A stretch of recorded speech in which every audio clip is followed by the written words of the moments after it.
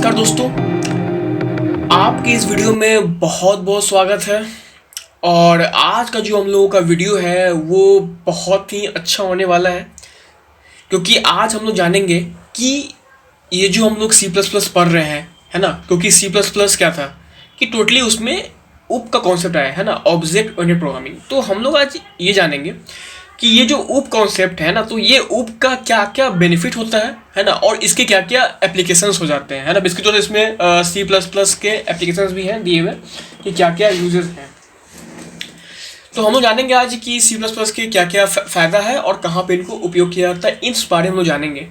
क्योंकि इसके बाद का जो वीडियो हम लोगों का आएगा वो इस चीज़ के ऊपर आएगा कि हम लोग सी प्लस प्लस के अंदर किस तरह से कोड लिखते हैं, कैसे प्रोग्रामिंग करते हैं, विजुअल स्टूडियो कोड में हम लोग कैसे सकते हैं। इस चीज़ के ऊपर हम लोगों का अगला वीडियो होने वाला है, तो इसको हम लोग स्टार्ट करते हैं। और हाँ, जिन लोगों ने learn C plus plus Hindi app install नहीं किया है वो कर लें। यहाँ से बिल्कुल आप क्लिक कीजिएगा तो आपका डाउनलोड हो जाएगा, है ना। क्योंकि उसमें जैसा कि मैंने लास्ट के 2 वीडियो में मैंने काफ़ी एक्सप्लेन किया होगा कि उसके अंदर क्या क्या है, तो आप वो भी कर सकते हो, या फिर अगर आप ऐप डाउनलोड करते हो तो आपको समझ में आ जाएगा, है ना। तो इसको शुरू करते हैं। तो सबसे पहली चीज़ देखिए कि यार एडवांटेज ऑफ ऊप में क्या आता है कि सबसे पहली चीज़ में आती है रीयूजेबिलिटी। अब ये रीयूजेबिलिटी क्या है? तो ये जो रीयूजेबिलिटी होता है इसमें क्या होता है ना कि जैसे आप पता नहीं, शायद कुछ लोग जानते भी होंगे, मे बी एक ड्राई कॉन्सेप्ट होता है, ड्राई DRY, है ना। इसका मतलब क्या होता है? डोंट रिपीट योरसेल्फ, है ना। और ये चीज़ देखो तो यार बहुत जगह पे लागू होता है ना, कि कभी कभी आप अपने लाइफ पे भी इसको इवन यूज़ कर सकते हो ना, कि डोंट रिपीट योरसेल्फ, कि आपने कोई गलती कर दी, है ना, और फिर से वो गलती नहीं करनी चाहिए। तो यहाँ पे रीयूजेबिलिटी जो है कि ये ड्राई कॉन्सेप्ट से कहीं ना कहीं आपका मैच कर जाता है। कैसे? फॉर एग्जाम्पल आपने कोई कोड लिखा, राइट, और आपको वही कोड, है ना, कहीं और पे भी यूज़ करना है, तो क्या आप सेम कोड वहाँ पे भी लिखोगे? तो चलो मान लो कि आपने ऐसा कर भी दिया कि चलो ठीक है, वही कोड आपने वहाँ भी लिखा, वही कोड आपने वहाँ भी लिखा, आपका काम कर रहा है। कल को कुछ चेंज करना हुआ तो फिर क्या होगा? हर जगह बदलोगे, समस्या हो जाएगी। तो इसीलिए क्या होता है कि इसमें रीयूजेबिलिटी कर सकते हैं, जिसका मतलब क्या होता है कि कोई क्लासेस है, क्लास के अंदर फंक्शंस है ना, तो उस क्लास के उस फंक्शन को हम लोग क्या कर सकते हैं? ऑब्जेक्ट बना के कॉल कर सकते हैं। अभी आप लोग ये क्लास और ऑब्जेक्ट के चक्कर में ज़्यादा सोचे ना, क्योंकि जैसे ही मैं सी प्लस प्लस स्टार्ट करूँगा तो फिर धीरे धीरे आपको ये सब चीज़ें समझ में आने लगेंगी। अभी के लिए बस आप समझो कि ये रीयूजेबिलिटी जो है वो इस तरह से इसमें काम करता है। दूसरा जो चीज़ है वो क्या आता है? डेटा रिटर्डेंसी। अब ये डेटा रिटर्डेंसी क्या होता है कि भाई आपने एक ही डेटा जो है ना, वो बार बार कर दिया, या जिसको हम लोग बोलते हैं एम्बिगियस एरर, मतलब कि कोई चीज़ रिपीट हो रहा है। तो जो डेटा रिटर्डेंसी का जो इशू था वो सॉल्व होता है इनहेरिटेंस के अंदर। जब हम लोग इनहेरिटेंस में जाएंगे वो वाले में, तो आपको मैं दिखाऊंगा कि कैसे अगर आप लोग सेम यूज़ कर रहे हो नाम, तो वहाँ पे आपको एक एम्बिगियस एरर आने लगता है ना। तो आपको डेटा रिटर्डेंसी का हेल्प करता है। और मैंने यहाँ पे जो ब्लॉग में लिखा वो मैंने यहाँ पे एक डेटाबेस का एग्जांपल दिया कि कभी कभी क्या होता है कि आप लोग एक ही फॉर एग्जांपल मान लो कि आपके पास 2 कॉलम है, एक यूज़र का कॉलम है और एक आपने बनाया हुआ कस्टमर नेम कॉलम, ठीक है।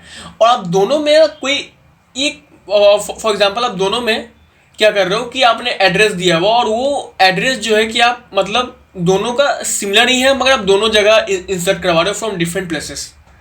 तो क्या हो रहा है उसमें कि आप देखो तो आप एक ही चीज़ के लिए आप 2 कॉलम ले रहे हो, 2 स्पेसेस यूज़ कर रहे हो, राइट। तो हालांकि वो जो चीज़ है जो मैं अभी एग्जांपल दे रहा हूँ, ये हालांकि डेटाबेस का चीज़ है और वो हम लोग नॉर्मलाइजेशन से उसको फिक्स करते हैं। और जो सी प्लस प्लस के अंदर जो डेटा रिडंडेंसी का जो चीज़ है उसको सॉल्व किया गया है इनहेरिटेंस के द्वारा। तीसरा पॉइंट होता है क्या इसका फ़ायदा है कि कोड मेंटेनेंस, है ना। अब इसके अंदर जो है कि कोड मेंटेनेंस जो है कि बड़ा बढ़िया हो सकता है। कैसे?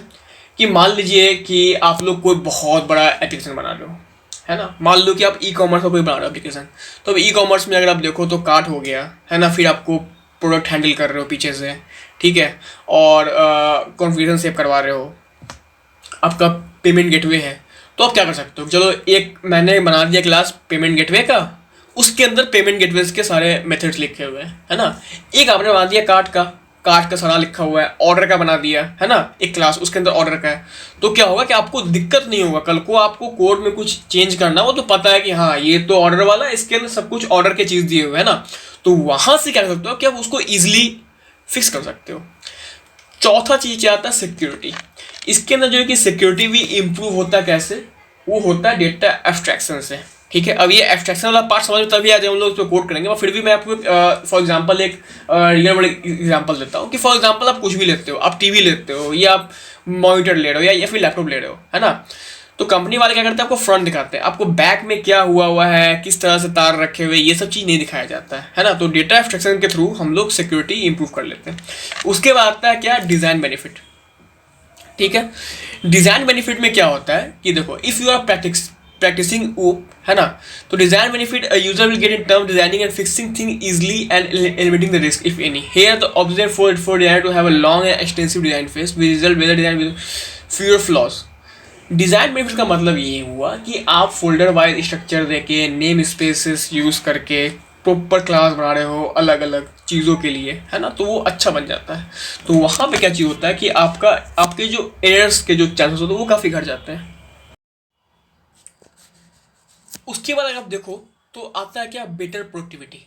अब ये बेटर प्रोडक्टिविटी में क्या होता है कि मान लो कि आप कोई एप्लीकेशन बना रहे हो, ठीक है, तो क्या करें, चलो काम बांट लिए, है ना, कि एक कोई कार्ट का क्लास लिख रहा है, उसका मैसेज बना रहा है, कोई एक बंदा पेमेंट गेटवे पे काम कर रहा है ना, तो कोई ऑर्डर वाले पार्ट को मैच कर रहा है, और लास्ट में आप कोड मर्ज कर लियो, तो ये भी हो गया।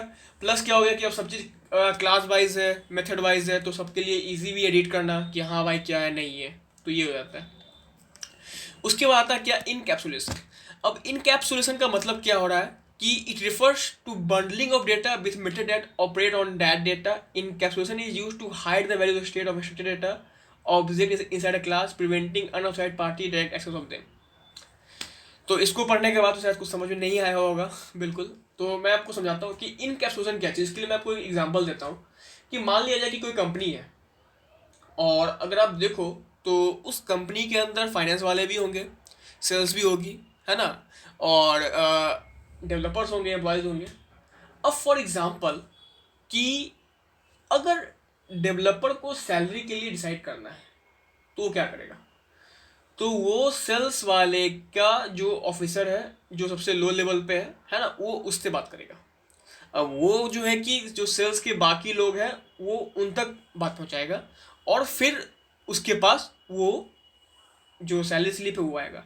तो इसमें क्या हुआ, एक बीच में अगर आप देखो, है ना, तो क्या हो रहा है कि ये डायरेक्ट नहीं जा रहे, ये किसी के बीच में आने के थ्रू जा रहे हैं। ठीक है, तो इनकैप्सुलेशन का ये फायदा हो जाता है यहाँ पे,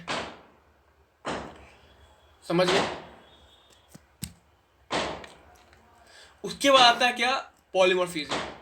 अब यार ये पॉलीमॉर्फिज्म क्या चीज़ है, तो पॉलीमॉर्फिज्म मतलब कि मेनी फॉर्म्स, है ना, तो मेनी फॉर्म्स का जो कॉन्सेप्ट है बेसिक तौर से ये क्या होता है कि एक ऑब्जेक्ट को आप जो है कि काफ़ी तरह से यूज़ कर रहे हो, मेनी फॉर्म में यूज़ कर रहे हो। ठीक है, तो जो सबसे मोस्ट कॉमन यूज होता है पॉलीमॉर्फिज्म का, वो क्या होता है, जब हम लोग पेरेंट और क्लास में जब रेफर कर रहे होते हैं क्लास ऑब्जेक्ट का, तो उस समय ये पॉलीमॉर्फिज्म का काफ़ी यूज होता है। तो जब हम लोग इनहेरिटेंस वाले में घुसेंगे तो आपको ये पॉलीमॉर्फिज्म का कॉन्सेप्ट अच्छे से समझ में आ जाएगा। उसके बाद देखो कि यहाँ पे क्या क्या चीज़ें, एप्लीकेशन ऑफ ऊप क्या है ना, कि किस तरह से क्या यूज़ हो रहा है लाइफ के अंदर।